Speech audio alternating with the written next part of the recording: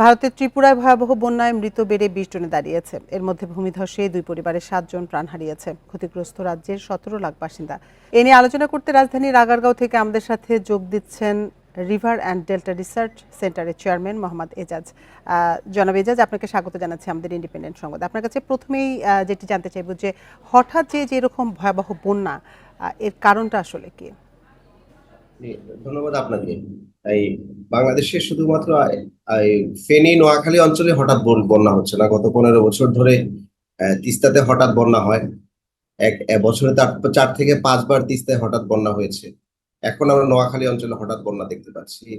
এই মেঘনা অববাহিকা, যেটাকে আমরা সিলেট এবং হাওর অঞ্চল বলি, সেখানে কিছুদিন আগে বন্যা হয়েছে, এখন আবার বন্যা হচ্ছে।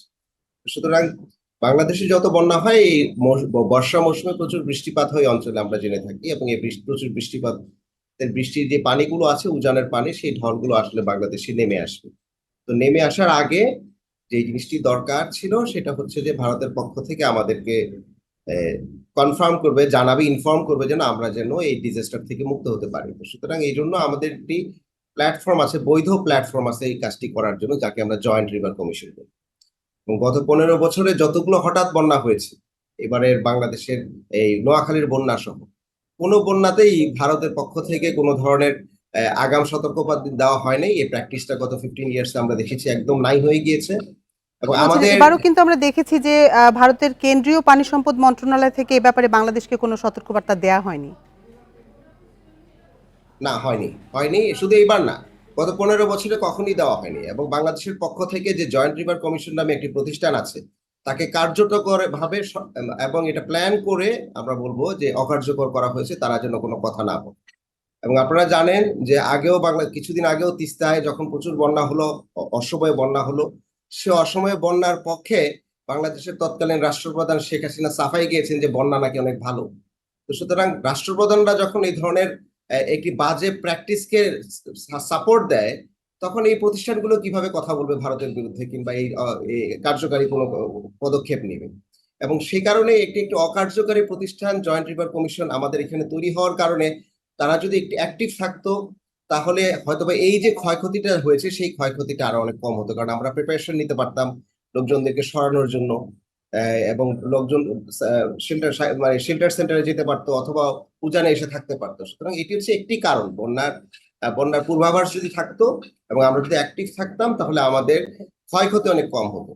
দ্বিতীয় আরেকটি কারণ আছে, আমাদের আভ্যন্তরীণ বিষয়। সেটা কি? সেটা হচ্ছে যে পানি তো বর্ষায় নামবেই, এরকম না যেটা স্মরণকালের সর্বশ্রেষ্ঠ বৃষ্টিপাত হয়েছে, তা কিন্তু না। এটা এভারেজ বৃষ্টিপাত, অবশ্যই এভারেজ থেকে একটু বেশি, কিন্তু এটা রেকর্ড বৃষ্টিপাত না, যেটা ত্রিপুরাতে হয়েছে এবং বাংলাদেশের অঞ্চলে হয়েছে।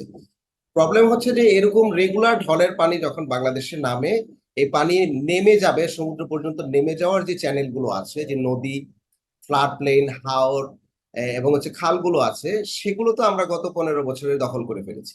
আপনারা জানেন যে 2018 সালে নদী রক্ষা কমিশন আহ, অবৈধ দখলদারদের লিস্ট করে তাদের ওয়েবসাইটে পাবলিশ করেছিল। সেই লিস্ট হচ্ছে 56,000 দখলদার, যারা হচ্ছে রাজনৈতিক ভাবে আওয়ামী লীগ করে এবং মানে এবং প্রভাবশালী। সুতরাং তাদেরকে যখন সরকার এই 56,000 দখলদার থেকে তো উচ্ছেদ করতে পারে নাই, এবং এটা 18 সালের ঘটনা। এখন তো এটা 3 লক্ষ দখলদারদের এসে পৌঁছেছে, 3 থেকে 4 লাখ দখলদার। আমি যদি এই মুহূর্তে লক্ষ্মীপুর, কুমিল্লা এবং নোয়াখালী এবং ফেনীর দখলদারদের লিস্ট সরকারি হিসাব অনুযায়ী বলি, তাও সেটি 11,537 জন দখলদার রয়েছে। এবং আমি কিছুদিন আগে এই অঞ্চল ভিজিট করে এসেছি। আপনি নোয়াখালী, লক্ষ্মীপুর, কুমিল্লা, ফেনী অঞ্চলে আপনি যত বাজার, ঘাট, রাস্তা পাবেন, তার পাশে এখন আর খাল নাই। সবগুলো খাল ভরাট হয়ে গিয়েছে, ম্যাক্সিমাম খাল ভরাট হয়েছে।